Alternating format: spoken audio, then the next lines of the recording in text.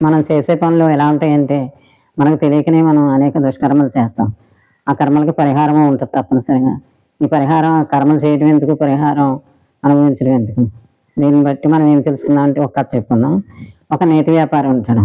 నేతి వ్యాపారి ఎలాగా కల్తీ కలిపేసి ప్రజలకు నెయ్యి అమ్మేస్తూ ఉంటాడు. ప్రజలు తెలుసుకున్న ఏమి చేయలేక అవసరం కొద్దీ కొనుక్కుని దాన్ని ఉపయోగించుకుంటూ రోగాలు బారిన పడుతూ ఉంటారు. ఊరందరికీ ఈ విషయం తెలుస్తుంది, కానీ ఏమీ చేయలేదు.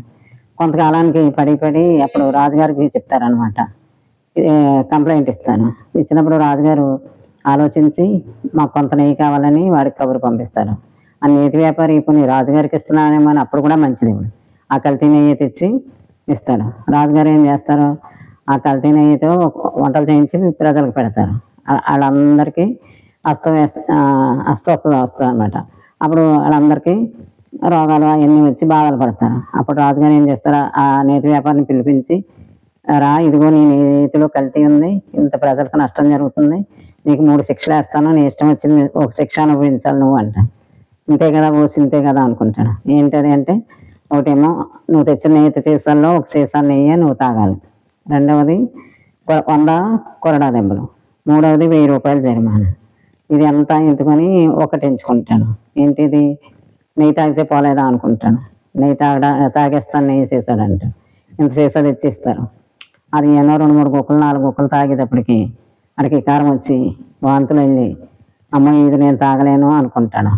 ఇది వద్దులేండి నేను 100 కొరడా దెబ్బలు తింటానంటాడు. సరే అంటారు రాజుగారు.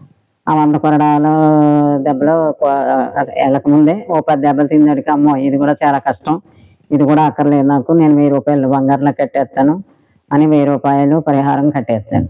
ఇంతకీ ఈ లోబిగాడికి ఏమైందంటే 3 పరిహారాలు కొంచెం 3 పరిహారాలు అనుభవించాడు. అలా ఉంటుంది చేసిన కర్మల పరిహారం ఎలా చెల్లించుకోవాలి.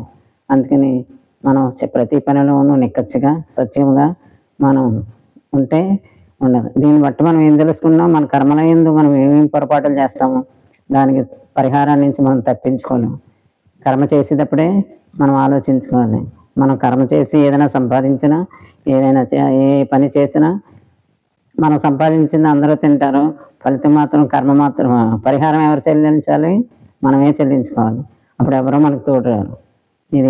ఈ సత్యాలు మనం గుర్తెరిగి మన కర్మల యందు మన పనుల యందు బహు జాగ్రత్తగా మనం ఈ ఫలితం మనమే అనుభవించాలి, ఎందుకు వచ్చింది అని ఇప్పుడు నిక్కచ్చిగా ఉన్నాం అనుకోండి, సత్యంగా ఉన్నాం అనుకోండి, అప్పుడు మన పని బాగుంటుంది, అప్పుడు మన ఫలం బాగుంటుంది, ఎప్పుడూ మనం బాగుంటాం.